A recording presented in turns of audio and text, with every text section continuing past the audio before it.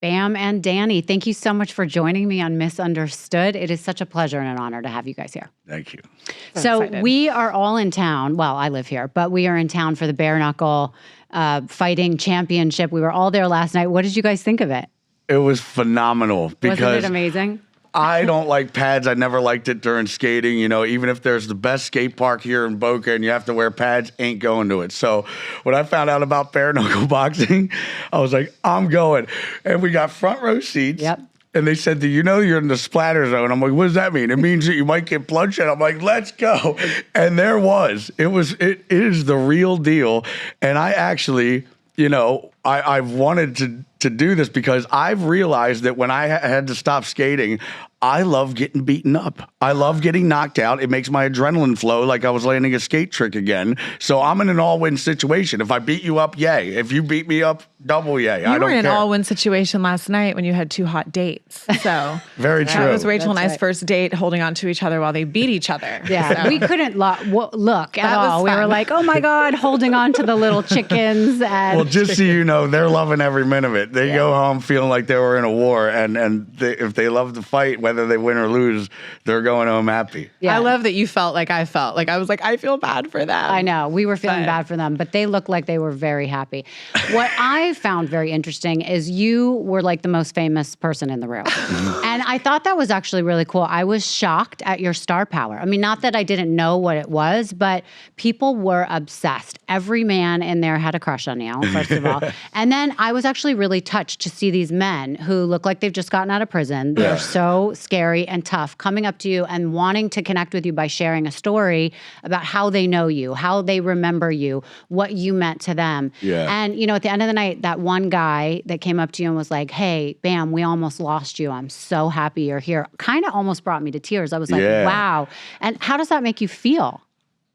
It feels great to know that people care, but when I was that bad, I didn't know I was that bad. Now I look at it back, I was like, I was on the brink of death. I really was. Yeah. I woke up 8 days on life support with a tube down my throat because I couldn't breathe on my own from 5 20-minute seizures in a row. Never had a seizure in my life until I was 44. I was on 18 different medications and staying up for about 3 days on alcohol, and cocaine didn't help either. But that was when I, you know, considered that's when you hit a rock bottom. It's hard for somebody. When you think of rock bottom, you think of being homeless on the street with no friends. Your family told you to go kick rocks and you have nowhere to go. Well, that's not my case. So, you know, rock bottom for me was waking up 8 days. I woke up, I thought I was there for 20 minutes. I'm like, what happened? They're like, you've been here for 8 days. Wow. And we just ripped a tube down your throat. I'm like, is that why I feel like I sucked on Darth Vader's dick? It's like sandpaper throat. Oh my gosh. So how long have you been sober at this point? So August 1st is when, although I had a moment, we had our first fight in Scotland. Because We've had some moments, you know, I mean, it's not like I'm going to just step in as the missus here. I mean, it hasn't been rainbows, but the perspective of the others on the outside don't know. And there hasn't been anything crazy. Everyone knows Bam, so I don't need to say anything. Right. However, there hasn't been anything that needs to be like of a concern. Yeah. There's just hiccups, Right. you know, and I think that that's something he needs to just let the world know of because they see him and they love him. Trolls are trolls, but the real people that care want to know his story. So what's different this time? Why is it going to work this time? Well, because every time I went to treatment before, it was a sabotage situation. Hey, Bam, all your friends and family want to take you to your favorite restaurant. Ruth Chris, do you want to go? It's your birthday. Yeah, I'd love to go. And then it's just a table full of people like, it's not a dinner at Ruth Chris. We want to send you to... I'm like, you sons of bitches. So I go there, take hundreds of classes about how alcohol's not good and it's pretty bad, only to know, so Bam, when you get out, what are you going to do? I'm going to sip on a White Claw because F all y'all. Right. That's why. But when I met her, Meaning because it was their time that they wanted you to get clean and sober. Like it wasn't if you don't your want time. yourself to get clean, it's not going to work. Just because your mom or dad wants you to, no, it's not going to work. Right. You have to want it. Right. But she gave me the ultimate ultimatum: her poussoir or the vodka. I'm like, shit, I really like vodka, but I'm going to go with the first option, and I'm happy with my decision. And I will say to the world that I can back this up, there has been zero vodka since August. And I want that to be very clear out there, that there has been zero vodka and zero drugs. What was your drug or drink of choice? Or liquor, I should say. Well, I had a prescription for Adderall for about 13 years. And then when I would drink on it, I would eat them like Skittles. Wow. And then after that, anybody that would offer me anything at a nightclub, I'd probably say yeah, unless it's crack or heroin. Right. But I mean, I want to like tune in though, like when we first met, we'll get into all that. But there was, when we were at the Rainbow Room, the waiter comes over. And as a bartender here in this town, I was tipped things, as we know, slide a napkin, whatever, to see what your style is. I mean, it was like our first date at the Rainbow Room, noon, pizza, and they were trying to give him stuff at the table. Wow. Okay, like the waiter was like, hey, Bam, come here. So when you're in that position, I mean, I'm not an innocent it was actually a person over lope here. dog. It wasn't a waiter. Whatever it was at But the table. meaning that there are people that It's just want to everywhere. enable you because And they want to part be of your it. friend. They want to be a part Totally. of the story, whatever it is. And if you're not a skater or a good musician that I want to work with, then our only connection would be being a drinking buddy or Exactly. sharing a moment in the bathroom, do a little snooty snout. Right. While we're getting pizza. Right. So it seems like you found a purpose, though, in finding a new life. Yes. And now we have Dannii. So, I knew things had to change, or else I wouldn't be around much longer. Like I was pulling all day awake for 3 days straight, and then I would sleep for 2. Right. And then I would feel like such crap that I would know that this hair of a dog situation, waking up knowing that you're so ill from alcohol, if I have a beer, I'm going to feel better. If I have another one, I'm going to feel even better. And then if I have another one, I'm going to feel great. And then so on and so forth. By midnight, I'm blacked out again, only to do it over and over again. It's a terrible situation to be in. Yeah. But when you get out of that, it's like dreadful to go to the gym when you're hungover, but when you're on day number 7 and you commit, you're looking forward to it now. right. So I know this story because of last night, but I want to hear from you, and I know our listeners want to hear the point you were at when you met her. Yeah. Because I know you were at, let's not call it rock bottom, but you were done. Yeah. You were like, I don't want to wake up. I really don't care if I wake up. And then you found her. Talk about how you met her and where you were at. So I flew into Los Angeles. I checked into the Sunset Marquee. I was having an ongoing 2-year custody battle. I basically just got out of the longest Guinness Book of World Records of Florida Shuffle. If you don't know what that means, it means that if the interventionist knows that you have good insurance, they'll find reasons to keep you there for eternity. So I would make it 88 days because if you get Baker acted, it's a 90-day thing. So I would make it 88 days. I'm like, I'm getting out in 2 days. He would make up any reason. He'd be, you've been wearing that same jacket for like 3 days now. I'm like, yeah, I'm not trying to get a pussy around here. I don't care. That's bad hygiene. You're doing another 90 days. Do another 88 days. Flick a cigarette out into a bush, and they filmed it smoking like any cigarette would. And he's like, you could lit this whole national forest on fire. You're doing another 90 days. So they kept me there for 2.5 years, $660,000, $1,300 a piece. And all the pills that they gave me were side effects of weight gain, stiff muscles, erectile dysfunction, hair loss, all this stuff. So I was very depressed. And I had 4 different lawsuits, one with Jackass, which we could talk about later, another one with a custody battle issue, another one with, Nikki thinking that we're married, but you have to be a resident of Iceland. We never signed any paperwork. Another one with some idiot doing a drunken wheelie at my house. He got in trespassing, don't even know the guy, but I was at a Post Malone concert, and because he broke his foot, he wants to own the house. So I'm having like 50 grand a month on lawsuits, and not to mention I just put $1 million for treatment, and every day I'm not looking forward to because it's ring, ring, ring. What bad news is it? Oh, Right. I'm like, I am checking into the Sunset Marquee to check out. And I got enough drugs and enough alcohol. I had these random nobodies in the room that were just ordering anything. I'm like, order whatever you want because Family, it's not going to kids. matter to me. Wow. We're in there. So It's crazy. I said, Jesus, tap dancing Christ. If I wake up, F you, but if I do, you better deliver me the hottest eye candy with 8-cup tits and a tan pit bull. And hopefully, she does something productive, which worked out perfectly for me because she's a stretch coach. And they said that my legs were dry rotted rubber bands from alcohol abuse in 2013. The doctor said that. So when I woke up, I'm like, thanks for nothing. I'll give you a week. And I sit by the pool and I just overhear her. Listen, I'm 43. I'm Sicilian and Irish, born in Jersey. And I just turn my head. I'm like, who are you? She's like, well, I'm a stretch coach and, I do the runway on this model. I'm like, and then we start talking and hitting it off. And she's like, you know what? I really like you. I got to go walk my dog. Do you want to come with me? I'm like, what kind of dog? She's like, a tan pit bull. I'm like, Thank you, God. Yes, Earth Angel. So had you heard of him before? Did you know who he was?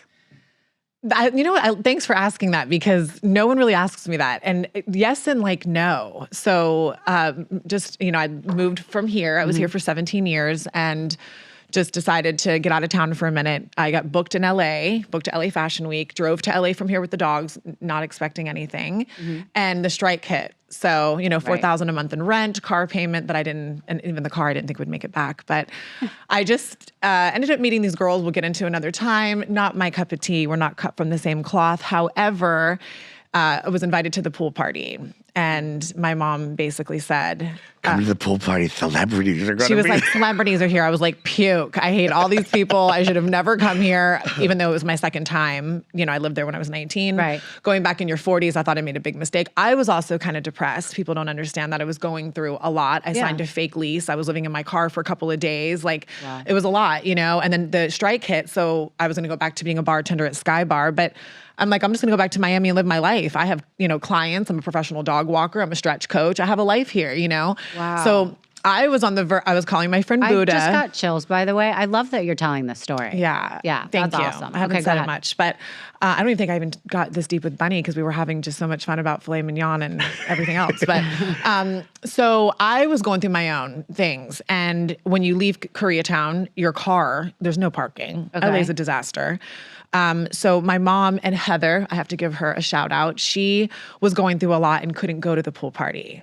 And I said, well, maybe we should go to the movies. And she's like, no, you should go. I'm going to stay home with Max, rest in peace, her dog that passed.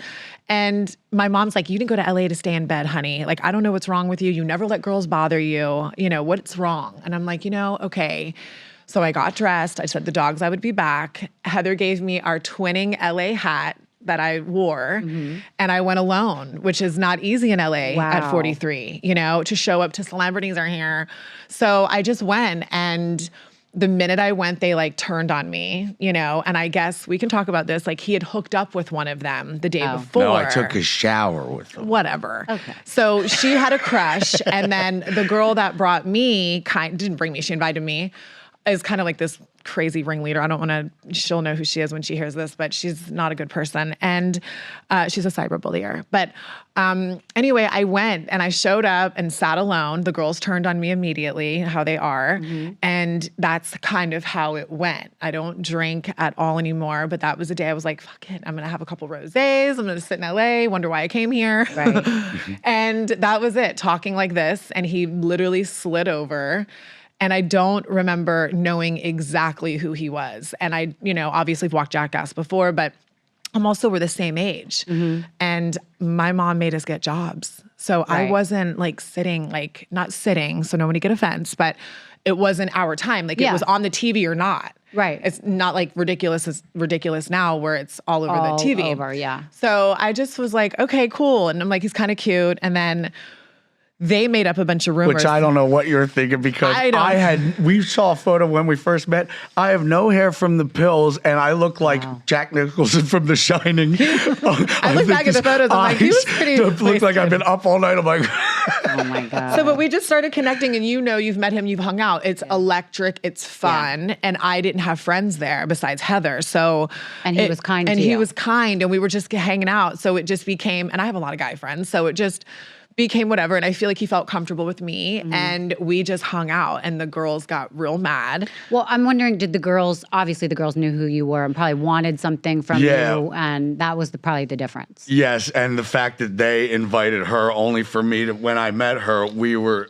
attached at the hip. It was instant. To the point where they couldn't even sit down next. We were just so involved. Right. They couldn't infiltrate. And I could see it ticked them off pretty bad. And so then we hung out though. And then we ended up going out with everybody. And then they got mad that we didn't ride in the car. It was this whole thing. And I'm like, I don't even know these people. Right.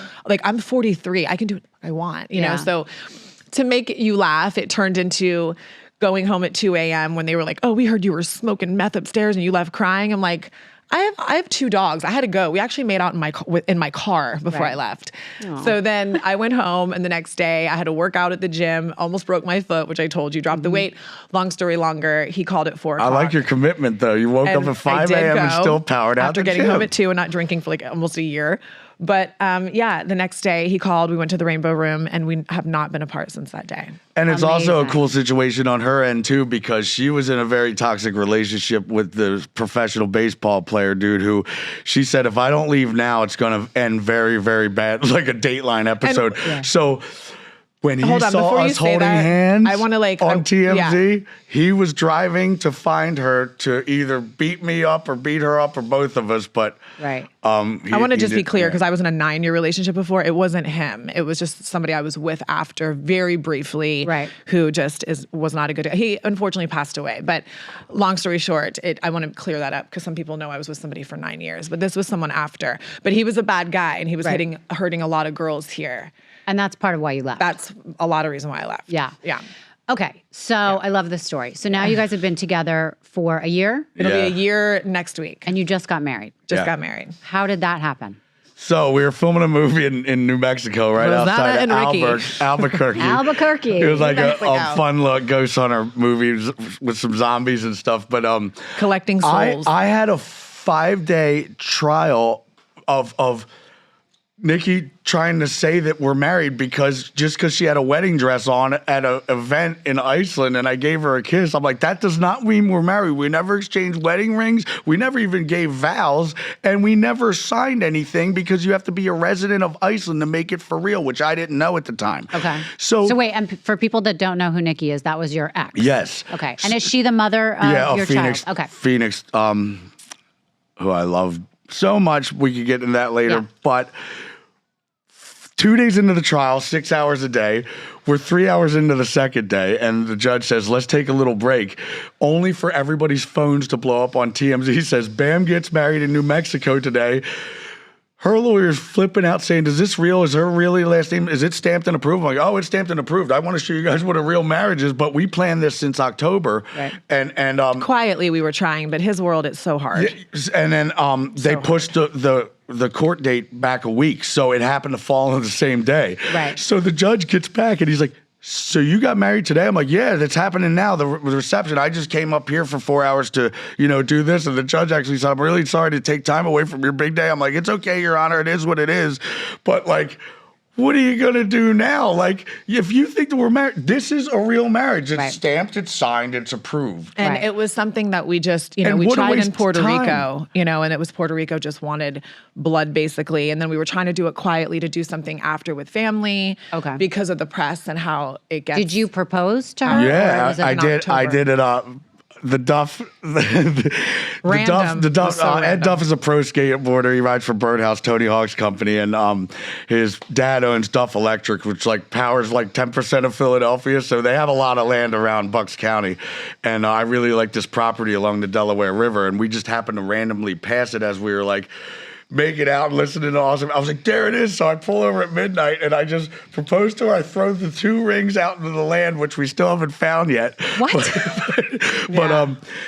So It wasn't- it in was New just Mexico, random and fun. we But so it wasn't something you planned and knew you were going to get down on one knee. It was just a feeling you I had. already knew the second we met that she was the one. It is like what I asked for happened instantly. She has stretched my legs back to 100%. I thought I could never skate again. I tried to drop it on a 3-foot mini ramp from treatment, actually in Boca, Deerfield, Life Skills. Yeah. They let me skate one day on the 18 pills I Let was me on. skate one day. I fell so hard dropping in, which I could do with my eyes closed, switch stance. I hyperextended my elbow. It won't go straight anymore, and I broke my wrist for the 15th time. Yeah. So I'm like, dude, I can't be getting hurt anymore like this. But when I talked to her, she's like, don't listen to that doctor. I'm going to stretch you an hour a day. Now they are back 100%, and all I want to do is skate. Yeah. Besides F. Well, you could say it. Okay. You can say whatever you want. Okay, talk about Collecting Souls for a second. It's a movie that you guys both did. You starred in it, right? Yep. And so did you. Yeah. Tell was us super a little fun. bit about it. So it's I really like the fact that it's Ogre from Revenge of the Nerds, who I love. Wow. He was so fun. And the dude from Blindside, the main guy, the No 7 way. foot tall. So he's a ghost hunter, and I'm playing a ghost hunter. She's playing a girl that works at the haunted mansion. It's actually like burlesque dancers Yeah. are But into did the you ghost hunting. executive produce this, or you guys were just actors in it? She's the main.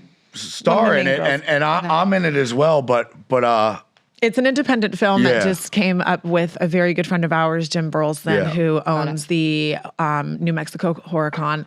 And he's just always making fun movies. And we wanted to work together. They asked us at one of the horror cons, like, hey, do you want to get in on this? And it ended up being so fun enough to Good. where, you know, in the business, no one, you know, it's hard to connect, especially with after Me Too and all these things. And it literally felt like a family, hence why I continued to make the decision to get married there first before having a big thing, because Socorro, New Mexico is a place that deserves attention. The people are so nice. And Jim was just like... And I heard people were like in costume when they were... we had we right? surprised the whole set. Like I literally told a few of them the day before, like some of the cameramen, like, hey, there's a surprise tomorrow. And they were like, well, what is it? And my God, I I love told that. them, I said, we're going to get married. Don't tell the crew because I don't want people to change. You know, we had already had a date for the 27th on Monday, but it was Memorial Day. Got it. Because we met on the 27th. That was my original plan that nobody knows until right now. And this historic Hotel Verde is now like a landmark for our wedding that people want to Airbnb and visit. Because remember, I didn't realize the way TMZ and all this works. Which and room public did they record, stay the in? minute you apply at the courthouse, they know. Yes, I do know So I that. said, well, if they're going to see that, then I'm doing it right after to where I can have my few minutes of time with my friends to let them know before they run the story. Right. So that's how it organically worked out. This was nothing in regards to an ex. This has been planned, and I wasn't going to let a court date interrupt my plan. So do you guys think you'll have a bigger wedding? Yeah. at some Yeah, point? we want to do Definitely. it sometime in November. And this year? one of my favorite artists, his Yeah. name is Yellow Wolf. Eminem signed him a little bit ago, even though I've known him great. since I was 13. But Ooh, he's single. yeah, and he lives in Nashville right now, but he wants to be the Reverend and play a couple songs. But we really like this band Tokyo Hotel, who they're twins, and Tom and Bill, and Tom married Heidi Klum. Bill on the other. So we really like Tokyo Hotel because they blew up in Germany. They're from Berlin. And when I was 16, I was really big over there too for Viva La Bam. So they were the biggest, youngest rock band over there, to the point where like BMW let them all pick out whatever BMW they wanted when they were 15. So when they were 16, they could drive it. Really big He's band. And I've obsessed been with friends with them. them for a long time. Yeah, and they love him back. And then we have Amor a la Num in Puerto Rico. Yeah. But I have a whole like visual of our small little fun circle, and Where do you think you'll do it? that's kind of the hardest part for me. But Pennsylvania is so pretty. and it would be Pennsylvania so works, and easy so to does get Charleston, everybody South there. Carolina, I grew up in but- Charleston, so it's yeah. hard for me not to want to be there. But now I know there's a 3-year waiting list. There should be a local waiting list to get married. So there, not but at the castle. It could be. we'll have girl talk. Okay, I'm still so we'll thinking, figure it but I have like this whole bohemian, like Romeo Juliet, like very Ooh, simple. gorgeous. If I think you met Will me. the and- dogs walk down the aisle? Well, they'll have to be somewhere. Yeah. Your dogs too. Yeah, yeah. Dogs everywhere. And we want to reverse everything. My best men could be you, Kat Von D, Alyssa Whiteclaws from the band Arch Yella's Enemy. mine. And her best man could be her friend Buddha. And like, My flower girl is Michael Lohan. Oh my God, how funny. What a wedding that would be. I love you. Okay, wait. So you brought up your childhood. I want to talk a little bit Yeah. about that. I don't know that most people know, a little bit of your history. Talk about your family, who you grew up with, and how you got into skateboarding. So, I grew up in Westchester, Pennsylvania, and I got bullied a lot because I was known as the kid who lived across the street from a sewer factory, like a sewer treatment center. Wow. So I got busted I've on a never lot heard about this. that by the jocks. And it determined me so much to become, I knew I wanted to be on TV. Once I found a skateboard at the age of 6, I knew that that's what I wanted to do, but I also wanted to be like some kind of funny stuntman also. So by the time I was 15, I started filming professional skateboard tricks as well as funny skits, stunts, like getting in a wheelbarrow, getting pushed off of a second-story balcony into a pricker bush, But how did you even know that you could do this? Were you like a loner? Were there a bunch of guys who were doing this? Well, when Like, you're how'd you get jumping into down it? 18 stairs on a skateboard for 2 hours, you learn how to fall and you learn how to take a good amount of pain. Right. So I wanted to mix skateboard tricks with funny skits because when I was working on it, all my uncles who work at like an auto body shop would walk in and they would all sit down cracking up to this skateboard video that I thought would only appeal to skateboarders. Right. So once that happened, Jeff Tremaine and Spike Jones and Knoxville, they all approached me saying, we want to make a pilot for MTV called Jackass. Can we use your CKY video? I said, sure. So like a light switch, Jackass was really big and famous, but I already sold 1 million copies with CKY1, doing it on my own, selling it on mom and pop skate shops. So is that how they found you? Like you weren't friends Yes. with these guys? No, they separately? knew me from being sponsored by like Toy Machine, which is a skateboard company. Then I got sponsored by Nike, first skater ever ride for Nike, thanks to Remy Stratton from Volcom. But yeah, I was well known in the skateboard community. And then when Jackass hit, like I had to quit school because all the people that busted on me, all the girls that I wanted to hang out or even date are now like, hey, do you want to come to this party on Friday? I'm like, you didn't even give me the time of day before. And now it was so fake to me that I quit the first day of 10th grade. Not only because I bet my buddy Rab himself to take a shit on a locker. I can't. And he got caught. So he got expelled and I felt at liberty to quit. Plus I knew that I was wasting time in there because I could be out in California getting on the cover of skate magazines. Right. And being here learning that Christopher Columbus discovered the ocean blue in 1492 does not matter to me. It doesn't apply to you. So- right. Okay. So Got the it. guidance counselor says, so you're quitting school to become a professional skateboarder? I go, yep. And he goes, and you think that's going to work? I'm like, I know it's going to work. He's like, skateboarding's a fad, and it's just going to die down, and you're going to be regretting this. You're going to be at the McDonald's drive-thru, and I'm like, shut up. You have no idea. And he's like, how do you know it's going to work? I'm like, because I have no plan B. I'm going to go there as my plan A, and I'm not going to come back till I get what I want. So 5 months later, I pull up with a red Ferrari, Medina, that Tony Hawk I got from the video game he put me in, and he directs traffic at the end of the day for all the kids. So you stop, no you go, no you stop, you go, and it's just me with the red Ferrari, and I just go, and I just peel off. Wouldn't you Oh love my to have done that in God. high school? Yes. I wish I could So have wait, done this is stunning to me. So you were in 10th grade when you became famous from Jackass. Yeah, So what age is that? 15? I was about 18. Oh, 18. Okay. Yeah. Quick break here, folks, because I have to tell you this conversation doesn't end when the episode does. Some of my favorite moments never make the public podcast. They happen after we stop recording, behind the scenes, or in conversations that are just a little too personal for the regular show. That's exactly what you'll find on Patreon. Depending on your membership, you'll get exclusive bonus episodes, my weekly Palm Beach Life series, behind the scenes content, monthly mystery box giveaways, and even the opportunity to book a one-on-one video call with me about whatever is on your mind. If you've ever wished you could be part of the conversation instead of just listening to it, this is your chance. Join us at patreon.com/misunderstood with Rachel Yucatel.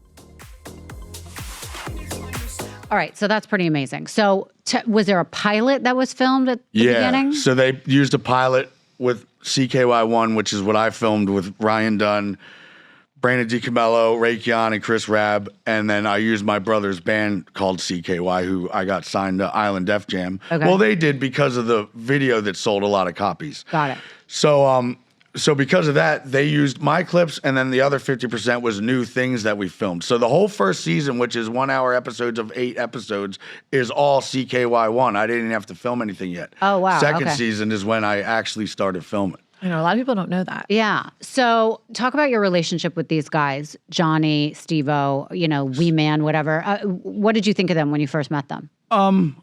I mean, it was fun, but is what I was into was like hardcore professional skateboarding. Right. So, I think it's kind of goofy to do a kickflip down 10 stairs in a tutu and a thong. That's not my thing. A Guinness Book of World Records of trying to juggle and do as many kickflips as you can is clown shit. I want to see Danny Way do the longest and highest air Guinness book at the same time. That's incredible. Right. Rocking a fucking piece of butt floss doing a skate trick is gay to me. But I can get gayer than a lake of pink fish if you give me some tequila. Anyway. In 2023. So finally it's Jackass 4. It's time to film. And keep in mind, in Jackass 2, I got high-fived for getting a felony charge, having brass knuckles at the LAX airport, because when my brother got signed to Island Def Jam, they gave me a gift of brass knuckles and diamonds that says Def Jam. So I threw it in my pink bag with an iPhone, not thinking anything of it, on a Friday night through LAX as I'm all airied up. And they go, you have brass knuckles at the airport. I'm like, yeah, what of it? They're like, that's illegal in the state of California. I'm like, well, I'm from the state of Pennsylvania. How the hell am I supposed to know that? I'm like, look, man, these are like $20,000. You could just have them. I need to make this flight. They're like, you're not making any flight. You're going to jail for a felony. Wow. So I had to pay $20,000 to get it expunged. But anyway, they high-fived me for good press, for being drunk and having brass knuckles as a felony. Now at the age of 44, I'm out at the Lux Hotel in Santa Monica, and I'm just drunk, simply belligerently drunk, but now I'm a liability. Right. And now they're contemplating me being in the movie or not. Knoxville and Tremaine sit me down. They make me pay $100,000 to go to 90 days of treatment. And if I screw up one bit, then I eat the $100,000, and I don't usually get the $5 million that I'm in when we do Jackass movies. So I'm like, if I even have a sip of a Miller's Light, I don't get $5 million. You're setting me up to fail. Right. You know, so now I go in on Adderall and alcohol, which I've been prescribed to for 13 years, introduced to me by Knoxville because he eats it like Skittles, and then he takes Xanax to go to bed. And I'm like, you're still doing it? He's like, yeah, but I don't wind up on TMZ like you. I'm like, you're a hypocrite. So I go in. They have me on bupropion, propanolol, Latuda, lithium, Strattera, Trazodone, Seroquel, Vistarol, Vivitrol, Naltrexone, Risperdal. The list goes on to the point where I was such a fucking zombie that I couldn't even cry or come. Right. And they suicidal tendencies on all of them, which I had. Yeah. Hair loss, erectile dysfunction, stiff muscles, can't skate, can't fuck, can't do anything. And I'm like, if I stop taking these pills, then that means that I broke my contract and I don't get my $5 million. Right. So I stopped taking the pills. Well, looks like you broke your contract. It looks like you're not getting $5 million. It looks like you're not in a movie. What's the point of getting $5 million if I'm 6 feet in the ground? Yeah. So now I went to this bare knuckle boxing match. I need to take it out on somebody. And because Knoxville is such a fucking dick, I want to fight him big time. I will drop him like a DC-10. He's going down. Bare knuckle brawl. Why? Because he ruined my money makers. I was getting bone spurs in my feet. Didn't know why. Saw a lot of doctors. They say we could cut them out, but they're probably going to grow back worse. It happened. So I'm like, well, I'm not going to do that.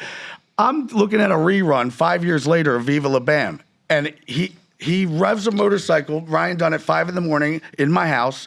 I run out of my room to see what's happening. He puts all these big sharp tacks on the ground that I step on. I'm like, fuck. So then I look at my feet. I hit pause, and I'm like, that's where it is. That's where it is. That's where it is. That's what he ruined my money makers. Yeah. It's like he ruined everything I loved. If you would have let me be in Jackass 4, I would have cleaned up my act in a heartbeat if you would give me the chance.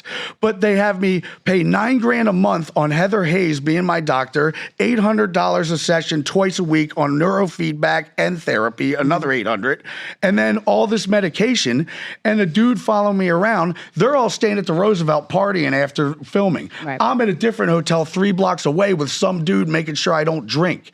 And then when I get to the set, I have to blow in a fucking sober link, take a piss test, and then if I'm clean, oh, you're lucky. Now go out there and have fun or be funny. I don't feel like it anymore. Yeah. Why do you think they were setting you up for failure? One, which is a prediction, that Knoxville did a movie called Action Point in South Africa. He had a $15 million budget and only made $2 million in the box office, mega flop. And you can't just call it a day. You have to pay Paramount back for that. So the only way, maybe he's thinking, well, shit, if Bam gets $5 million, that's already half paid back. If we don't have a minute, we have a perfectly good excuse. We can call him a liability. Yeah. So, did you see that recently he's getting sued for $3 million for tasering somebody recently from another show? Well, yeah, good for him. He likes to inflict pain on everybody else. Same with Tremaine. Get hurt and action, and then he keeps all the money.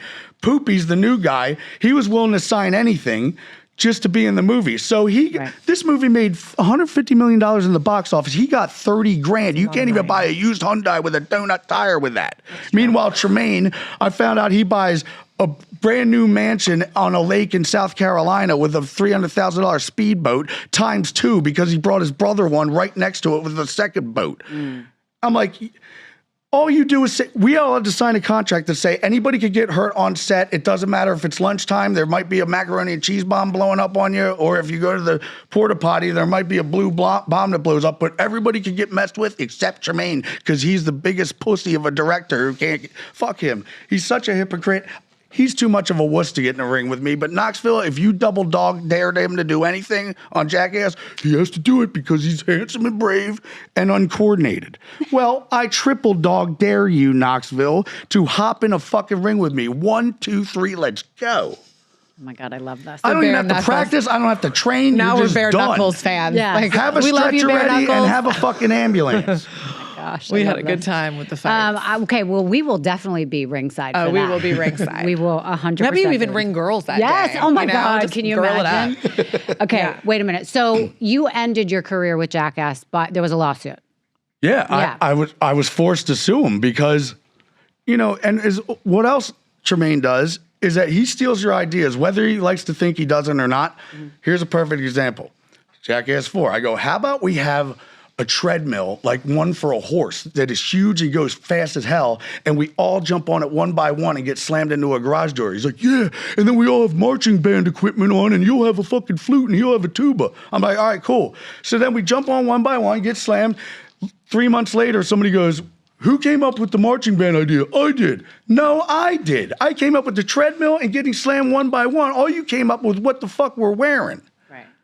Okay, wait, that brings me to a good question. How do you guys come up with these idiotic ideas? Well, obviously, old red wine on the plane back in the day. Well, first of all, how could they expect anyone to be sober during any of this? Correct. shit? Is anyone sober? It's so hypocritical. And when Not you're on the young, fourth one. Apparently, unless Knoxville's secretly sipping on Grandpa's old cough medicine in his Star Wagon, but no, not on. But before Right. anything flew, it's so hypocritical to me. Okay, so how did you guys come up with these ideas? Well, usually I would be I was on a lot of airplanes, so I would sip on red wine, just sitting there jotting down ideas. And funny you mentioned that you're interviewing Lorena Bobbitt because I was thinking, I'm like, you know what? If I stick a hot poker up my ass and rip my dick off, that won't even hurt. Then we can sew it back on. And I'm also thinking, Mike Tyson bit off Evander Holyfield's ear in the ring. How about I get into a ring with Evander and then he bites off my ear? And then Paramount's like, you're willing to get half your ear bitten off? I'm like, hell yeah, it doesn't even hurt. And you know the street creds I'll have by walking around saying, what the fuck happened to your ear? Evander Holyfield bit it off? Hell yeah, I'm in. By the way, and at the time, the money made sense for something like that, Yeah. correct? Because remember, we were talking about this last night. They get beat up, and it's like $5,000, and it's kind of like, what's it all for? Who would do that? Who would get out of bed for $5,000 It's to like get beat $8,000 up? for a nose job. Right. Yeah, you know? right. Right. Jeez. Yeah. But I mean, like, I feel like Knoxville took away something that I truly love. She's got my legs back to skateboarding again, which is fine, but I can't jump down big shit like how I used to. I mean, being 44 has a lot to do with it, Yeah. but my bone spurs sting when I land. It doesn't hurt to walk or run. It just hurts to jump down things. Not only that, I buy a brand new purple Lamborghini. I show up on set. You know one of those things that you have on a boat that when you're sinking and you press a button, it goes poof, and it blows up like that? Yeah. Well, he put that in my Lamborghini, broke out the front windshield, and stretched the frame of it to where they had to rent me a Bentley for 2 months as they fixed it. Well, that Then he doesn't shows sound up terrible. and then he chopped off the roof of my Hummer, which I don't really care about. But Wait, is this the same purple Lamborghini that you that the Billy Kim, Idol cut the roof off of. And is that the one that Kim Jong-un wanted to see, whatever his name Yeah, is? so Yeah. we're on Tell that story. Kim Jong-il likes sports cars. So Maximilian Cooper from the Gumball Rally, we were doing around the world in 8 days. So I shipped the car to London. We drove all through Budapest, Vienna, and then we put it on Beograd, Yugoslavia. Then we put it to Phuket, Thailand, Bangkok, Sapporo, Japan. Then we stopped in North Korea because Kim Jong-il likes sports cars. He wouldn't let us drive it around town because he didn't want the people to see this, but he looked at it at the airport. We had to put our phones in the locker. We hop into a bus that takes us to the only nice hotel, which was decorated really 50s. And we had dinner with them. Then we saw this big show where like all these children hold up different pieces of paper that create a face, like a cool face or like a sentence. And then there's a lot of dancers. It was really cool. But at 6 o'clock at night, the town, the size of Fort Lauderdale, all the power shuts out. It looks like Zombieville. It's very spooky and scary. And like I was pushing down the street with a skateboard, ollieing over plants and stuff. These people are like, who is this guy from outer space with a board with 4 wheels on it with all these drawings all over himself? Because they've never seen anything like Yeah, that. and it doesn't matter if you're like a famous singer over there or a rake lever. You all get paid the same amount of money, Crazy. which would not provoke me to become anything special. Right. No incentive. Why be a kick-ass guitar player pulling that whammy bar like it was a cock or some shit when you're not getting any paid? Right. Why be an awesome dancer if you're not getting any paid? I might as well just rake leaves like everybody else. Right. Okay, back to Jackass for 1 second. A couple more questions. Was there anything that you guys could not film? Were there things you had to stay away from? Yes. So That's a fun question. Yeah, what were you not allowed to do? a ton of things, but here's one that sticks out that is so funny to me just because it's so obnoxious. So Dave England is out at Venice Beach, and you know how they have those little, hey, come by and I'll paint your face for $10. So this 80-year-old lady walks by. She gets pressured into doing it. He's sitting there drawing for like 10 minutes, only to reveal a stick figure of saggy tits, and her fingered herself, and it just says slut. And she just goes, oh, you need church. I'm like, oh my God, this is horrible. MTV will never, ever put this on, but it is embedded in my brain, and it's just so funny to me. Oh my God. Why don't you tell her before we switch subjects about the most painful, people always ask you, of like what your most painful experience was? Well, I mean, I could sum it up because everybody knows that I have 16 staples in the head, 8 broken ribs, 4 broken ribs, 15 broken wrists, broken clavicle, broken tailbone, 3 broken feet. The list goes on. But they say, what was the worst injury and pain? People always ask this. My first one is freezing to death in a drunk tank for 17 hours in Vista, California. What? Because they won't give you a blanket because you might hang yourself with it. I'm like, if I'm successful at hanging myself with this Amish quilt, then I'm the man. There's not even anything to hook it on. I'm freezing in here.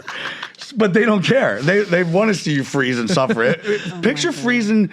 You're from Alaska. Picture freezing for just 10 minutes. That sucks. Sucks. So 17 hours of freezing, it's like you're flexing and doing sit-ups. It's worse than being at Planet Fitness for 5 hours. What was the second one? The second one was a fucking toothache. And the third was I showed up at the hospital with pliers and a napkin, and it was a long line because it's Friday night and I live in a college town. Yeah. So I'm like, I'm not waiting in this line. I will rip this thing out right now. It hurts so bad. It's toothache. Yeah. Third, I'm so sore from skateboarding that she draws myself a tubby tub, and I have all these little oils that say, put in 1 drop of lemongrass, 1 drop of wintergreen, 1 drop of tea tree. I'm like, fuck that noise. I'm putting it all in. I'm sore.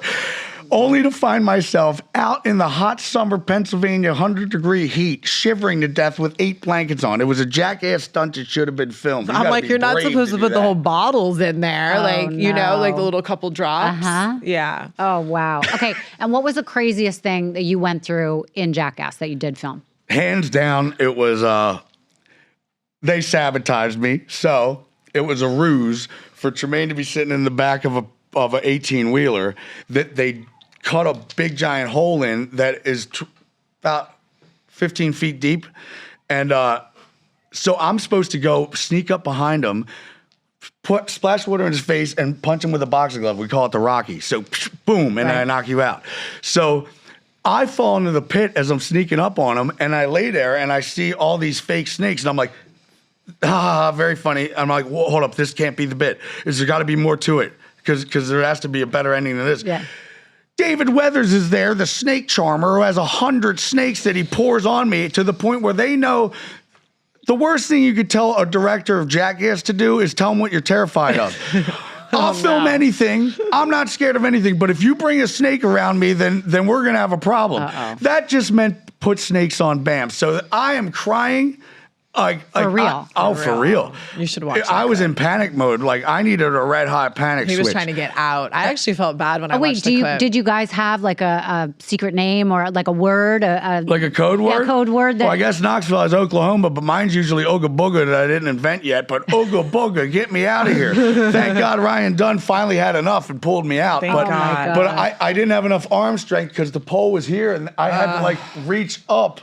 I couldn't do it, and they kept pouring all these snakes on me. So it's like a Raiders of the Lost Ark. And the snakes are heavy. Yes. Think about and how these heavy are, snakes are. These are like python-ass, the yellow big-ass ones. snakes. Oh, my God. And The to Britney know snake. if they're devenomized or not, don't care. Right. Oh, my God. I watched that clip not too long ago, and I honestly had a moment where you could see his eyes where he's like... You see the fear. Yeah. Oh. But I realized, everybody's like, why you say, I know now why. When I was 5 years old, there's this tunnel near my house underneath the highway with a little bit of like, water runoff. I was climbing underneath with some friends just to get to the other side because it was a fun thing to do at a 5-year-old. There was this black snake in the middle that I couldn't see, and it just jumped out. I was like, whoa, and I popped my head. And it was the first time I ever saw blood on myself. So I ran home crying thinking I was going to die or something. Right. And that's just like a PTSD thing. Right. So that's where that came from. Snake was like, get out of my way. But why don't you tell her before, about the snake incident that we had together where you got kind of close. So we were filming with the Madhouse boys. They're like, I like new snakes. version of Jackass. They're very brave. Man, they took want to some be pain. Bam. Yeah, so they showed up with this big python The that Britney they snake. actually filmed with Britney Spears during the VMAs in Oh, 2000. wow. And they wanted to scare me. They blindfolded me, had me sit down, and then they took the blindfold off only to see the snake right there, which I was like, pretty freaked out about. But she has it around her neck and I'm stuff. not scared, yeah. And I had to handle my phobia of this, so I agreed to have the tail end around me. Good job. Just You so did I could it. overcome this fear. And do you- Now I'm not scared of anything. I was going to say, do you feel like you overcame that? Yeah, the only two things I was scared of is snakes and these terrible nightmares about this spooky guy that I couldn't see his face named Bergam. But once I stood up to Bergam in my nightmares, he finally fucking went away. So now I'm not scared of anything. Yeah. Is Bergam a name you came up with? No, it's what he told me. I was like, what is your name? And he said his name is Bergam. I'm like, I'm going to fuck you up. Pamela Wow. Duff helped kill him. But wait, that's actually that's a great lesson for people that are scared of things. You need to face it Because he head would on. creep up on me in my sleep like a dark shadow, and I couldn't see I could only see his like spooky eyes, and he would try to choke me at night, and you would I wake had up. to fight him off. And then finally, after months and months of this, I had enough. I was like, I don't even like being alive because I'm 250 pounds. My manager would be like, yo, Bam, you want to make a 1 hour appearance? All you have to do is sign shit and take photos. You get 20 grand. I'm like, no. He's like, you don't want 20 grand for 1 hour? I'm like, no. He's like, why? I'm like, because I don't want to appear anywhere. Well, no one understands what you saw last night. You know what I mean? So I don't want to be anywhere. awake. I don't want to visit friends because I don't like my appearance, and I don't want to skate. I don't want to do anything. And then when I go to bed, I got to fucking deal with Bergam every night with these terrible nightmares. Sorry. So like, Well, now that you're not doing drugs and drinking, do Yeah. you think that that's helped with your nightmares? no, do you is think what they is brought what it helped out? with my nightmares is replacing terrible memories with good ones. I mean, we've been on the road nonstop. We've pretty much seen every state in the past year: Puerto Rico, Scotland, Ireland, Belfast. Fucking, you could go on. But now I go to bed happy, and I have good thoughts. He sleeps a lot. When you're calmer. in treatment, and the only thing you have to look forward to is nothing every day. so sad. What am I doing today? Well, you're going to take a class on how alcohol is bad and it's not any good. All right, well, I already know that. What about this class? Well, that's going to teach you about how alcohol is not good and it's pretty bad. Yeah, well, I already figured that. Right. Then what am I going to do? It's just like every day this, and then therapy of a 13th new therapist that we're actually getting somewhere, but now they transfer me to a different treatment center and I have to re-spill my guts to a new therapist. What's the even point of doing it again? Because I'm probably in 90 days going to be somewhere else. Doesn't Right. that sound like torture It to you? was. It does, and it's a lot to be said do you for wanna- instead of just sitting there and harping on what happened and getting it all out over and over and living in that almost. It's so like now the I'm fact talking that about it you all guys- the time. Yeah, but the now fact I don't that talk you about guys it anymore. Now we are talk about living. skateboarding and fucking and whatever we want. Yeah. But like I'm just saying for even not no offense to Bam, but like everybody that's in this situation. Right. It's like they're not even when I went to drive from LA to Pennsylvania to get him out of the last rehab he was in. But let's just talk they about. weren't even allowed to have phones. I'm no, like, he can't even I like had say what's no up. phone, no interweb, No music. no. Because they want you focused on that. You- part Yeah. of That's your like life would in make your you go head. Or they don't insane. want you to call your friends and family and tell you how corrupt the places are. I had a roommate Right. named Big Ben who was 600 pounds. I had him for 90 days, and he wouldn't even go to class. He would just wake up in the middle of the night, smoke 5 cigarettes with me, and then eat one of those Cracker Barrel cheese bricks with like bread on it, all melted. Then he would go back to bed and he would sleep all day. So one day, everybody's like, where's Big Ben? And all the people that work there are like, oh, he moved along to a different treatment center. I'm like, treatment center my ass. He's in the fucking morgue. They pronounced him dead in my room at 3 o'clock in the morning, towing him away in a goddamn ambulance. Wow. So, Well, like- do you think they thought it would trigger people and they couldn't Probably. handle that kind of I don't know, news? but I don't even know if they even told them. And then another guy, let's just call him Joe McFuck. He has a treatment center, and he would when people he wants your insurance. So when he knows that your insurance is going to be up, he'll let a girl go out, hang out with their friends, praying that they I told you I relapse, worked for so they him. keep him there for another 90 days. He got 5 of his clients that were girls pregnant. He's married, so he had to pay for their abortions. It's so fucked up. I could That go was here in on Del and Rey. on and on about so this. yeah, Yeah. it's a. I mean, for me, like even just having him whether we stayed together or not, at that time, we were very new. I'm like, I can't leave this guy there for some reason. Like, he begged me, like, they will shuffle me again. Like, do not leave me here. I drove 2 dogs in a 100%. Bentley from LA to Pennsylvania to get him out God, of and I had there. this guardian like Britney Spears. You know, Lima, she is the worst. She actually faked an autopsy on Amanda Rabb, who was under her care. Google all this. She It's died crazy. She died of a seizure just like me. I've never had one before. As soon as I start hanging out with Liam, I start getting seizures. It's like, were you trying to do the same thing to me as Amanda Rabb? Where the fuck is the FBI to find out what really happened? And you lied on your fucking autopsy report. You know, it's body snatching, they call it. And which it's is also called murder. very, intense. But anyway, I figured this out. When you're in treatment, even if you're correct, if the police come, you could say, if you declare him as schizophrenic, they don't believe a word you say. Right. There I do could know be a that. dead body right behind that red curtain, and the police will come, and they'll be like, just so you know, he's schizophrenic. Officers, there's a dead body right there. Yeah, whatever, hand behind your back. No, there's a dead body right Right, there. it takes away no, your no, credibility. You're schizophrenic. No, just I walk know. 3 steps and look behind the red curtain, and you'll see a dead body. Yeah, right, you're just schizophrenic. They don't believe a word And you that's say. a terrible If they just position to look, be they'd be like, in. holy shit, he's right. No shit, because I'm not schizophrenic. Yeah, no, I get that. So Some people say I'm manic bipolar. The other one says I'm not. This one says I'm schizophrenic. They don't know anything. I would go to the next treatment center, and they would be like, what cocktail did they put you on over there? I'm like, they said that they were the best of the best treatment. They're like, I've never seen anything like this. This is a death cocktail. You know what? We're going to put you on this, and the other thing. Then I go to the next treatment center in Tequesta, Florida at Futures. They'd be like, what cocktail did this place put you on? I'm like, they said that they were the best of the best, and the other cocktail was a death set. They're like, this So one's a let me death- ask you a question. Now that you've been through all of Yeah. this, what do you think you've learned through not necessarily the rehabs, Yeah. but through all the things you've been through that you can take with you, or people that are listening and struggling with addiction? What have you learned from it that can help other people? I've learned that Florida treatment centers are corrupt. They only want your insurance money. They're not really concerned with your health, and they do not want you to get better, because if you get better, they lose a client. 18 different prescriptions. Well, looks like Doc's getting a pretty good kickback. If you leave not on anything and you're cured, he loses a client, and he's got to switch his Bentley back to a Hyundai. So change your circle. But here, I can tell you this: I had no reason to get better. She's No the purpose. best reason to get better. Why? Her perfect ultimatum. But now I can escape again. I can do back to what I love. But is what I didn't know. All I needed is structure. Because if I'm having fun, I'll just keep going till the sun comes up. It doesn't matter how much fun we're having. We could be at a Metallica concert and fucking Iggy Pop just showed up. She'd be like, Bam, I don't care. It's time to go to bed. It's 10 o'clock at night. So I'm like, shit, but Iggy Pop no. We're going to bed, and that's the way it is. I need structure. I wake up now. I walk the dogs. We stretch for an hour. I look for a skate spot. I can't leave until I get a photo or a video clip. Then I'll either paint, draw, edit, or whatever. It's a structured, fun schedule that I get to look forward to, knowing that if I don't go to bed before the midnight hour, it's going to interrupt the whole flow of my next day. Right.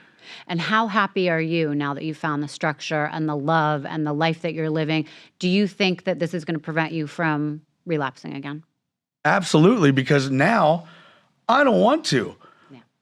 I look forward to skating every day. I look forward to wondering where we're going to go. I don't want that life anymore. It's no good. Right. I was going to die, 100%.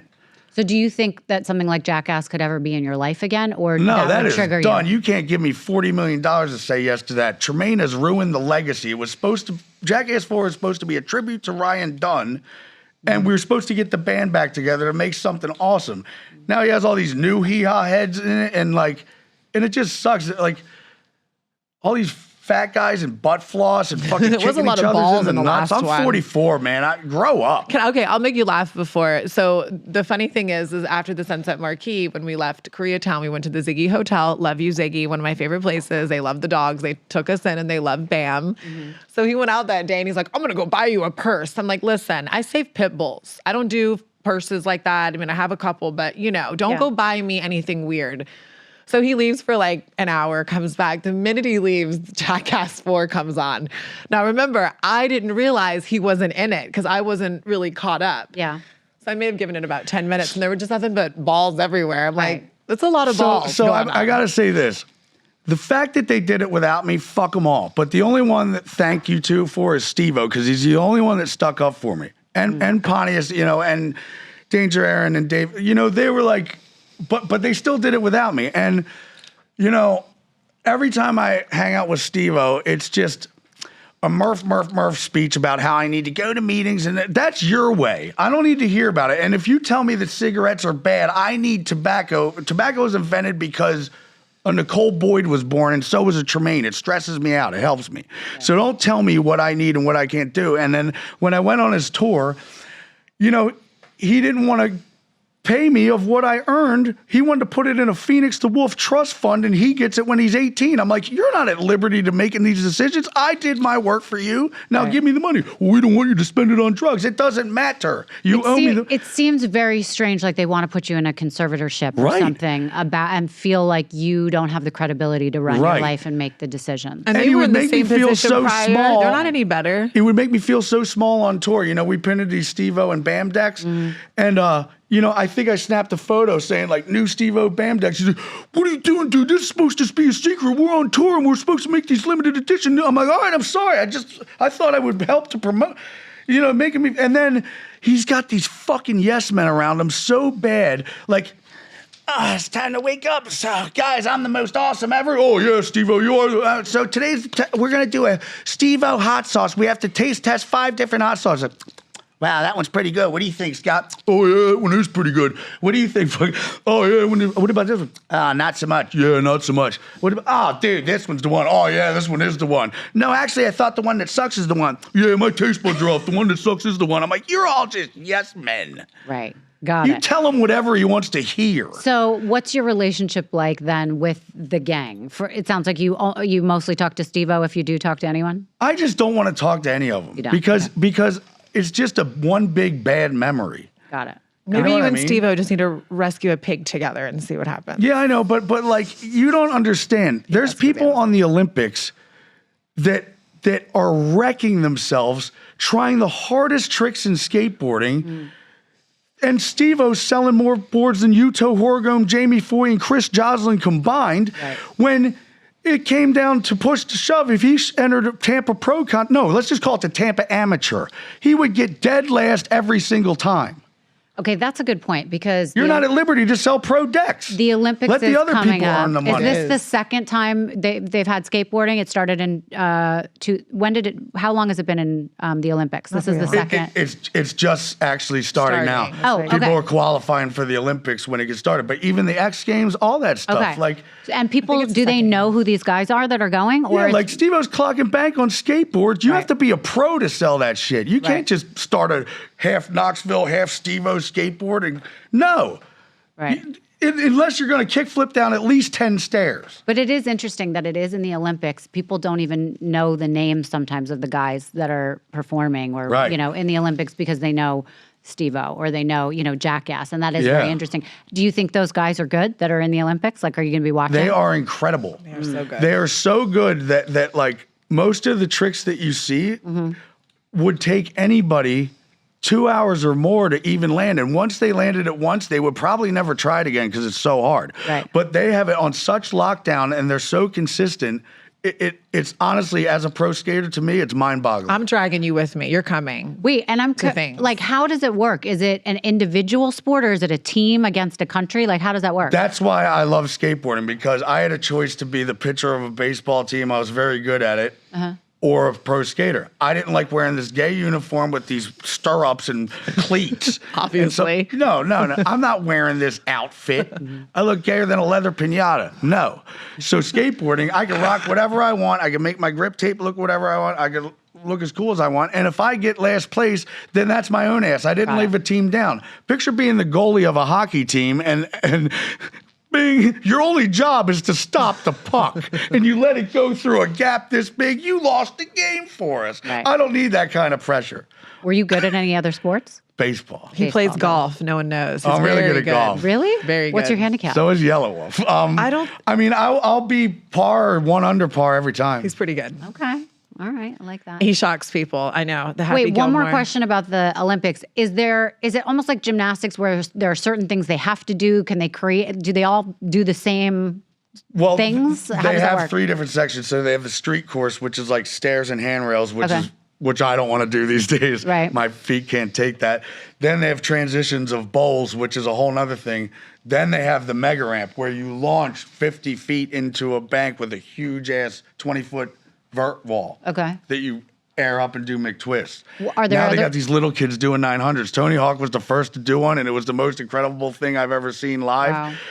This little 13-year-old is just like 900, 900. A girl even did it from Canada. We need to bring her and with she's us. 15. I want to go. We need to bring them to Tampa when we go to see Brian Schaefer, and it's so beautiful to watch. It's very mesmerizing when you really watch them practice. And is it women doing it too, or is it just men? For the there's Olympics? girls contests. Oh, yeah, the vert Wow. ramp and stuff. And I'll is there come. someone? Is there someone we should be watching at the Olympics? Like a name Jin that we should follow? Woo. I don't know if he's there. Well, let's give some. Okay, Jamie Foyd, Yuto Horigome, Nyjah Houston, Nyjah. Chris Joslin, Brian Hoban. I mean, they're all so good. They're all good. It all just really depends on if you mess up one trick in your run, then chances are you're not going to win. You have to be really good these days. And is there a country that's really good at this that we're up against? For some reason, Brazil, they're gnarly. I think they're just Wow. really hungry to become sponsored or pro. Like, I don't Italy know, for maybe me. down there they're digging in the dumpster for a peach pit and they'll be willing to jump off this roof right now if they get a nice meal down at Ruth's Chris Steakhouse.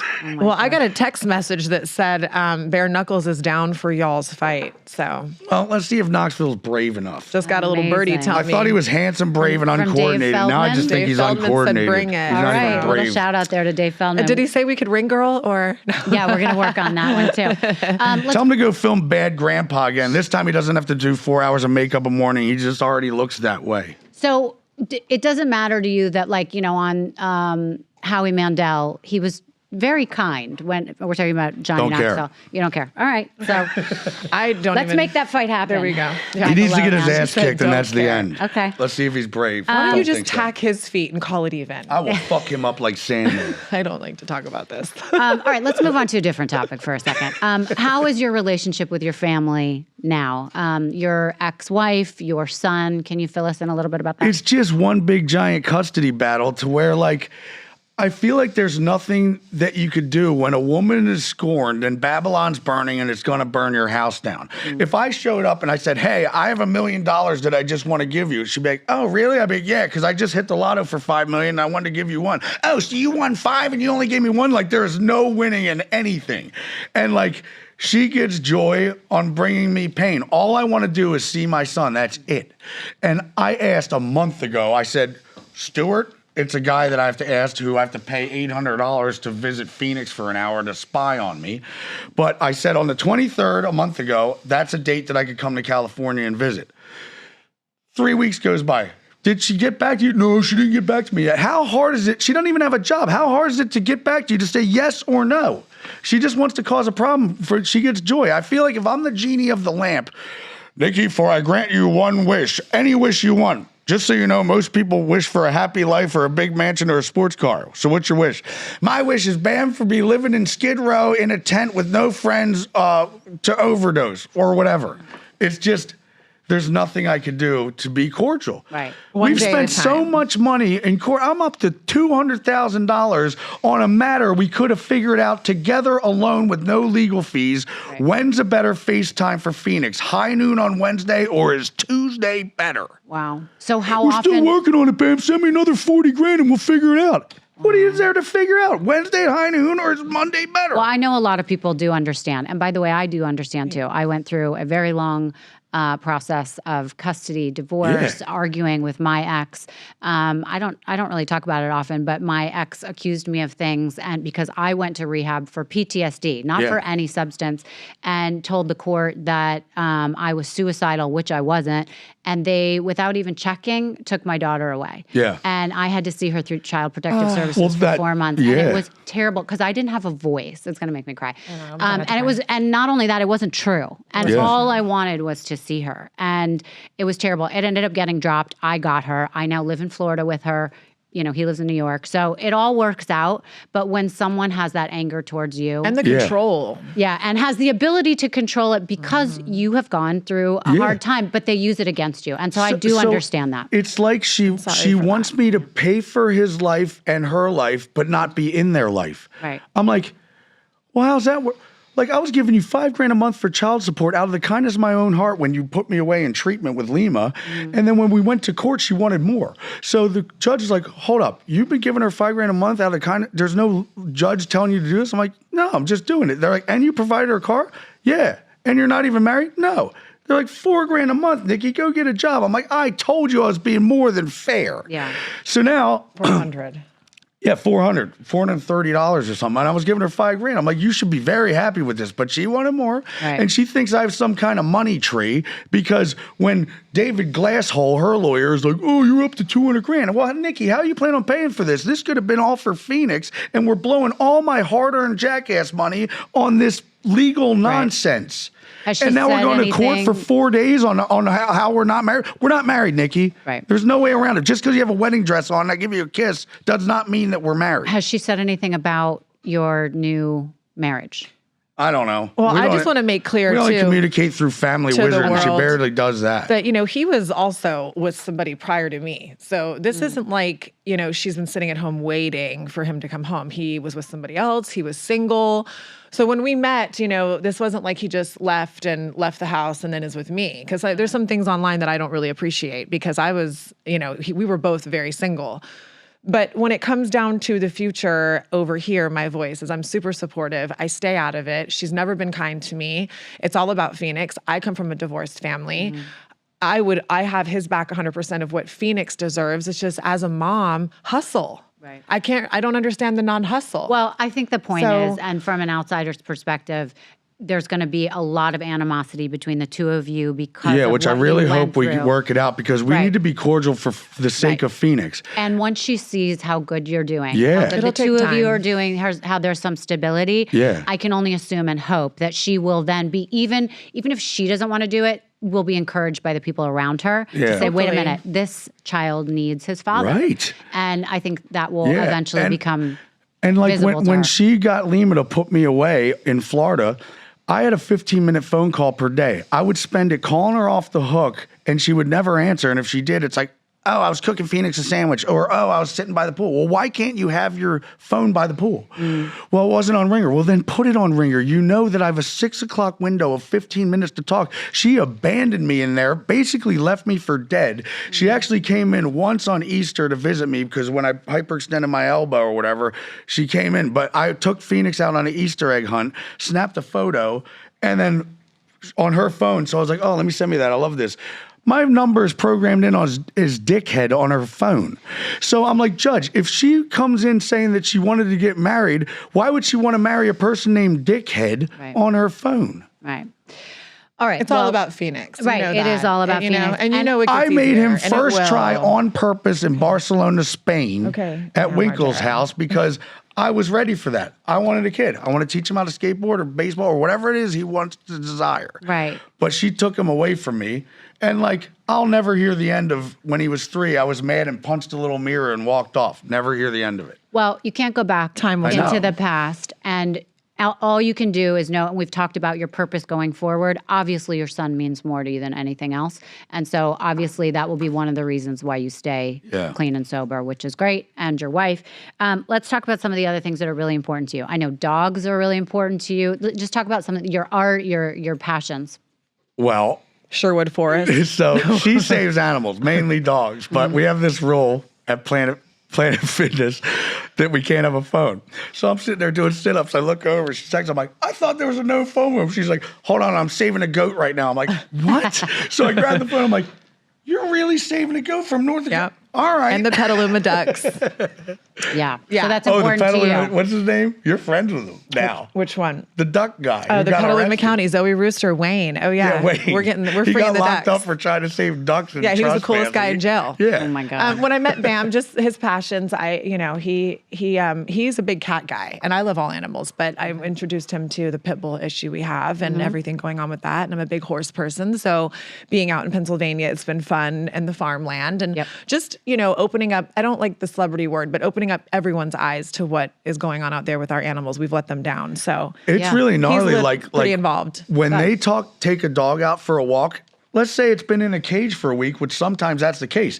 If they even yank on the leash, they consider it aggressive and they need to put it down. It's like, well, wouldn't you want to yank on the leash if you've been locked up in a cage for a week? You'd be like, yay, I'm outside. Let's go run. Well, we'll give them a shout out. We need to put him down. That's LA County. We pulled a dog recently, and shout out to our girl Heather, who you'll meet. She's part of the Bride Tribe. She has Rocky, and that was the first experience he has, and the dog is amazing. He was in the shelter for 3 years, and he was about to go down, and by the grace of God, we have him, and he's part of our tribe and a great example. And his first time experiencing how it works and when they get their walk of freedom and how it feels. So, and hopefully. And you mentioned this last night and you said a little bit about it today. The fact that now you have this structure, you have to get up and take care of the dogs. You have to be home for the dogs. You guys can't be out all night. You can't be a mess because these dogs count on you, and that's super important.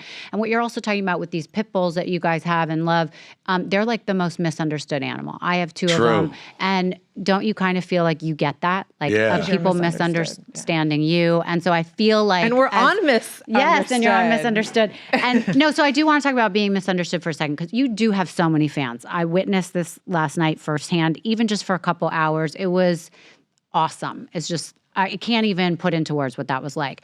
But I feel like you do have a group of people that don't understand you fully. What would you say is the biggest misunderstood thing about you? Everything. I mean, well, something that you would want to clear up that you want your fans to know, or people who aren't a fan. I love everything and everything. Love will love you back.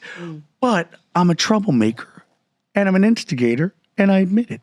Right. But he's actually, I'll answer for him. He's very romantic. I will tell you the side of Bam Margera people. When we first started dating, even your dumb DMs that I'm psycho for marrying someone, whatever, you're psycho for DMing me. But, literally, like, he is so nice and fun, and there's always laughing. Even when we're kind of bickering, we're not. It's like a brother-sister kind of bicker. Right. And, it's just the level of kindness all the time, even when I know that he's not I don't want to say the best mood, but it can be overwhelming. It's overwhelming for me sometimes being with him with the peeps. So many people want a piece of you. Oh my gosh, they just want to suck on his ear. I'm like, okay, can we get some sanitizer after? Yeah. But it's just the kindness of him. He really wants to make everybody happy. He wants to say hi to everybody. He wants to give you your photo. Right. And inside, that's really who he is. You want to hear a really romantic story? Am I in it? No, just kidding. So when I had my first girlfriend, Michelle Morrison, when I was 16. Cheers to Michelle. She was on this summer school trip to all around Europe. So I knew she was going to London, Paris, and Spain. So there was a 5-day window of her being in Paris, and I knew that they were going to be at the top of the Eiffel Tower at some point. So Michelle, I waited for 5 days at the top of the Eiffel Tower. 5 days. Just waiting and waiting. On the 5th day, I finally hear people speaking English that sound like it's from Delco. And I'm like, that's got to be them. So I just tap her on the shoulder. I turn around. I just start making out. She's like, how did you get it? Oh, you don't even know what I went through. It's not like I just showed up and this happened. I've been here for 5 days. He would do that today. That's the most romantic thing ever. So you believe in love. You believe in love. He really does. So then she takes me to the whole class's a hotel where they're all staying. She has a roommate. She lets me come in to sleep with her. The roommate's cool with it. Then it was checkout time. I didn't know that the what do you call it? The teachers that upkeep everything, they are searching everything just to see if it's clean. Right. And I'm underneath the bed. My heart is pounding so bad. He's like, is everything clean? We got to get ready to go to Spain.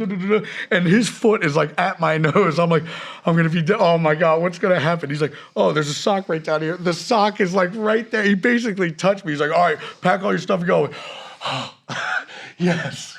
Basically, he'll wait 5 days at the Eiffel Tower for us. Right. So, I love that. And cheers to you, Michelle. I'm very romantic. Save the bees, save the trees, save the whales. Save those snails. We save. There you go. Okay, there's been water. talks about a documentary being done about your life. Can you tell us a little more about that? Well, I have 13 terabytes of footage, which is like more than Avatar. That basically means if you hit spacebar right now, it'll play for a month and a half. So that's what editors have to watch before they even get started.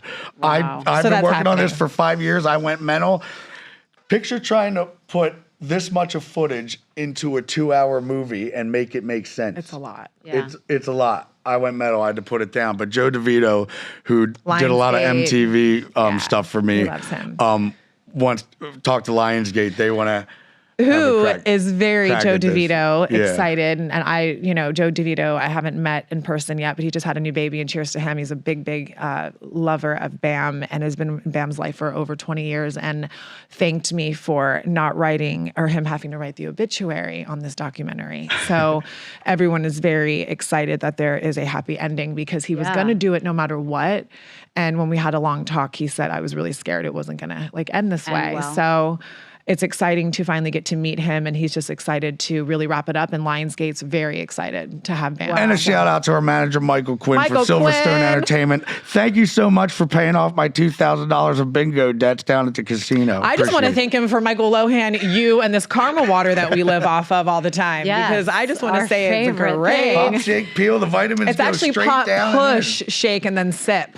That's what Either way, it it gives is. me energy, and it's But I just natural. want to say Michael Lohan's been great. Michael Quinn's been great. I'm finally excited we get to meet our friend I Sean know. Green that we have I together. know, our dance instructor. And now I'm Is he from Baltimore? obsessed. No, I think he's originally from, his parents live here too. So it's thought he terrible was- that I don't know that. Well, I know it's Sean Green, but he's from I'm Baltimore. trying to figure. We're gonna need to find out Yeah. because he thinks he might know him. Remember, Sean's kind of in our age group. Yes. So No, he is. He's 45. Yeah. Yeah. So I'm like, I thought when we met 5, maybe 7 years He's ago. a pastor's son. He is a wasn't- pastor's son. Yeah, he wasn't The best doing a smile lot of ever. Must most be a gorgeous different smile. bloke. But I was wondering if they knew each other. Yeah. Okay. So you've been very public. Is there anything in private that fans would like to know about you, bad or good, struggles or things that you want someone to know about you that maybe wouldn't be known? He watches Dateline. I mean, Yeah. Love that. Keith Morrison. If we all met Keith Morrison, do you know how Please. much fun we'd have? Oh We'd my freak God. out. Allison Trissel knows that's all. him. Yeah. So these days, I'm very humble and easygoing. You might think that I would enjoy a bumping nightclub on a Friday night. I want the exact opposite. Why don't I'd you rather tell be her- doing yoga in the woods. Why don't you tell her about your little plant obsession right now on a Friday night? Well, You're obsessed with plants I now. just want to decorate the house. There you go. I like a lot of flowers. Thanks to Pamela Duff, we stayed at her greenhouse covered in plants and all these crystals. I'm talking a lot of crystals Wow. and You're a gonna nice love pool it. with a You're sauna gonna and hot meet her tub. I'm like, too. So- why am I so happy in here? It's told her because of about the you. flowers and the crystals. So you've become a real homebody. Yeah. I When think that's before I surprising. wanted a naked inverted keg stand party with rock bands playing. Right. I wanted the world to know, last Friday, we literally were at this beautiful little, in his little area of Westchester, in his area. Mm-hmm. There's these cute little farms that you just can leave money and grab eggs. Oh, right. And these I don't beautiful under- I places. still don't understand that. They have It's trust. like the trust They have thing. trust into the world. But Right. we actually were there on a Friday night, and then we went and got plants. So I wanted the world to know that's what he's doing on Friday I nights bring now. my friend who's having a heroin withdrawal and he has no money. He's like, so you just leave fucking money in that bucket and you can take what you want? Yeah, it's a trust thing. We're all neighbors. He's like, good to know. I'm like, Yeah, if you good- even think Think of coming about back stealing To the go steal neighbor's the egg bucket, money. please. Oh my to God. That's hysterical. We went to the dairy farm the other night. That was fun. Yeah, a lot of So just I have a question for the two of you. Do you think you guys will have a baby? I'm old. I mean, I am 4'4". However, the gyno said to wrap it up still. So, I have never really answered that question publicly. I've never craved kids, but I would not obviously say no. Right. But I mean, 4'4". I would love to, but has right happened now I need to quick. focus on Phoenix just Yeah. Of because. course, yeah.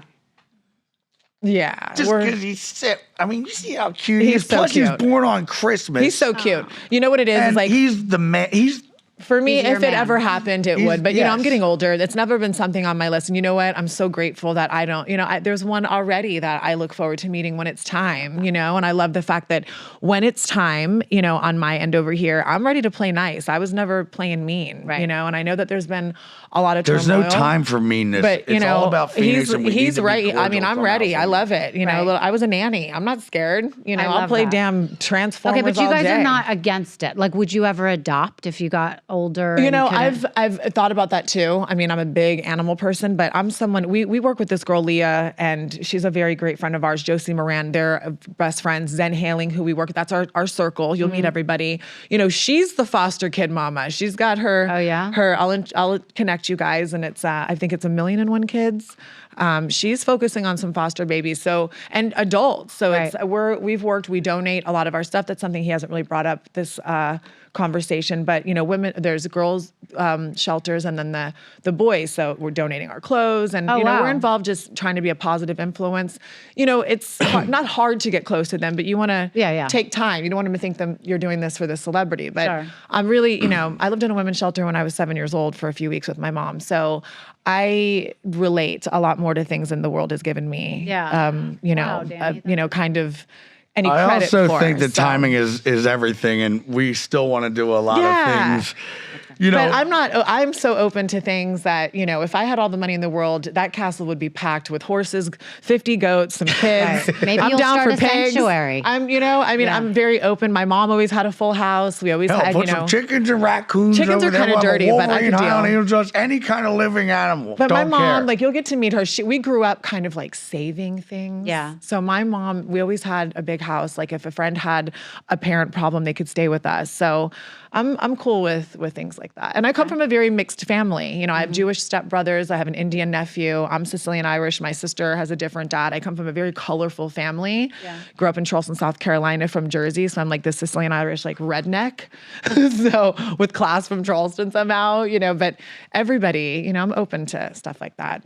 Bam, I can see why you married her. I really like her. I really do. I like you too. It's really hard to find people in our age bracket and you want to have as a new friend. Well, right? look at what I get to look at all day. But forget who wouldn't want to stick around this planet? But that's an obvious thing I that get to people look say. at that all day.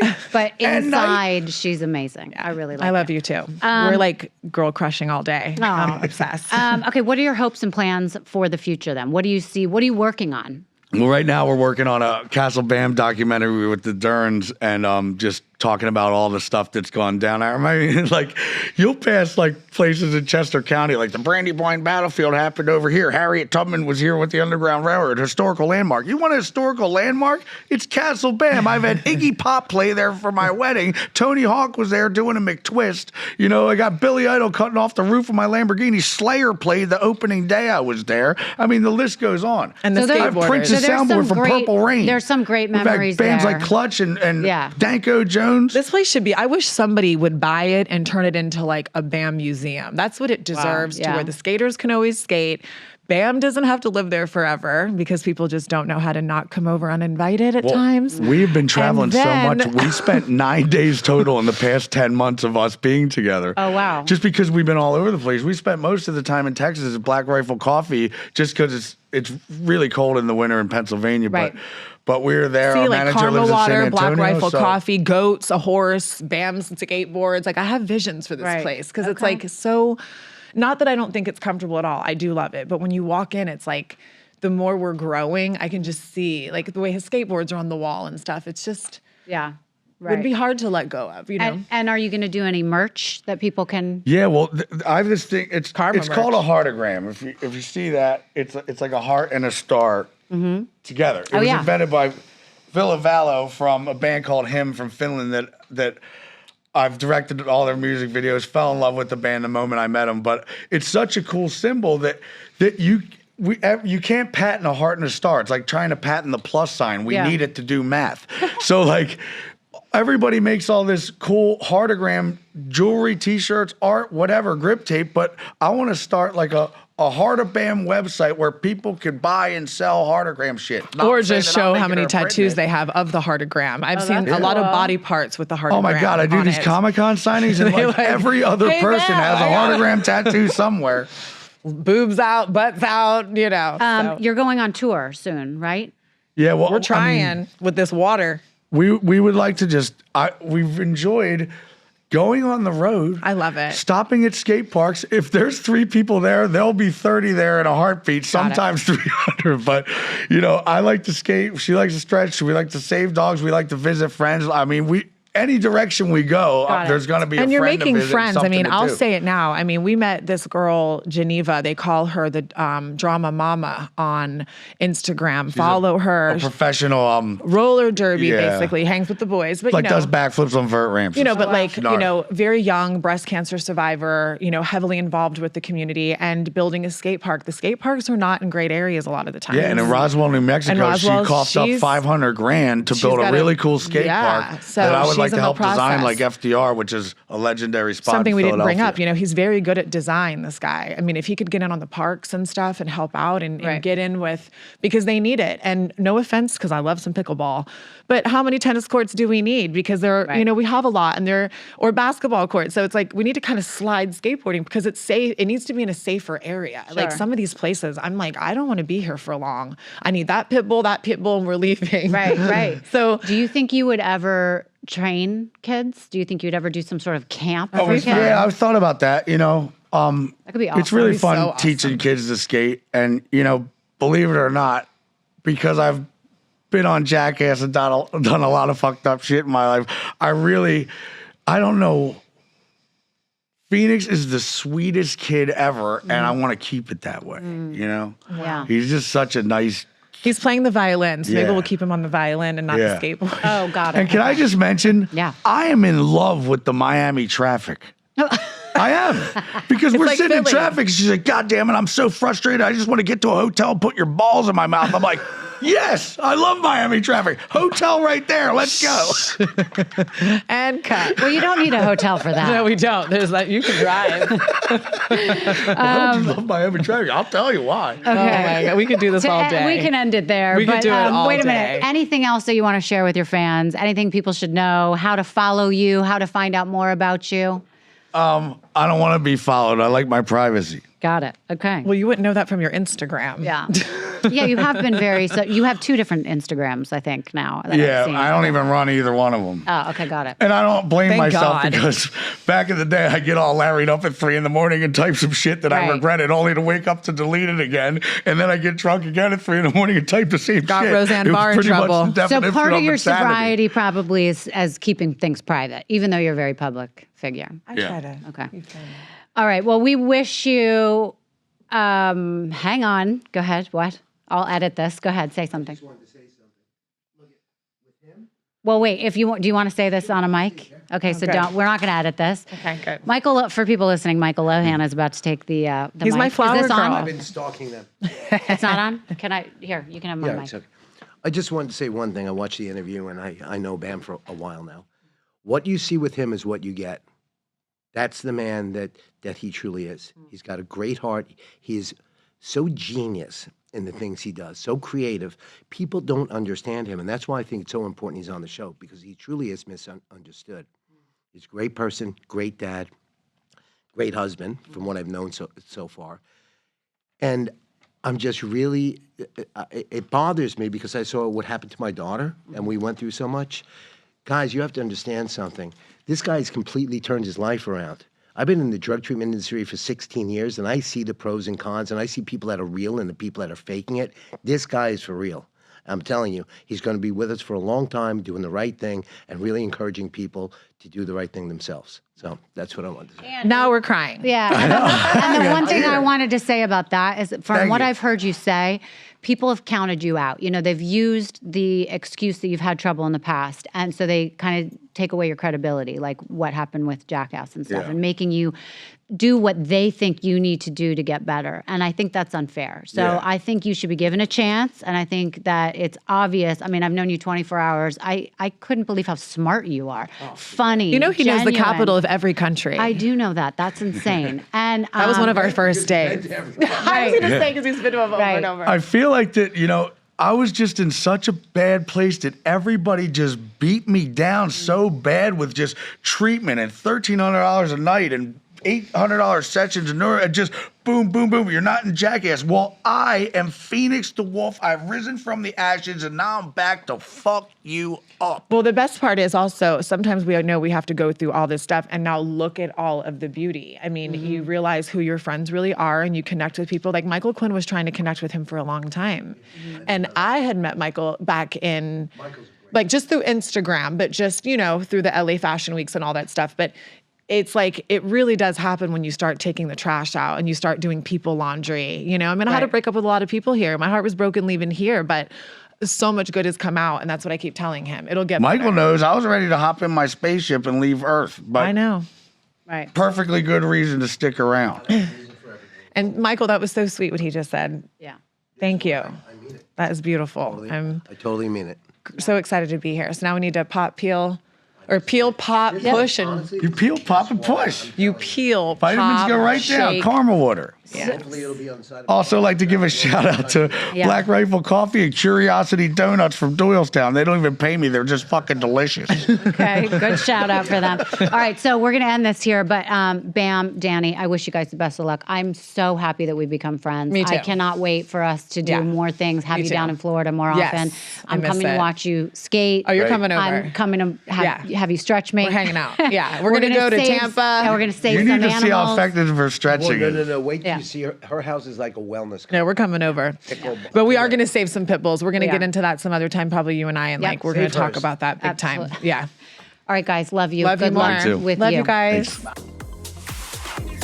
If you've enjoyed today's episode, don't let it end here. Our Patreon community has become one of my favorite parts of Misunderstood.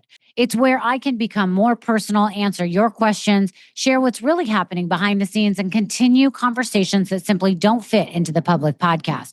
Whether you want bonus episodes, exclusive behind the scenes access, my Palm Beach Life series, monthly giveaways, or even a one-on-one conversation with me, there's a membership tier that's perfect for you. I'd truly love to welcome you into our Insider Club. Just visit patreon.com/misunderstood with Rachel Yucatel or click the link in the show notes.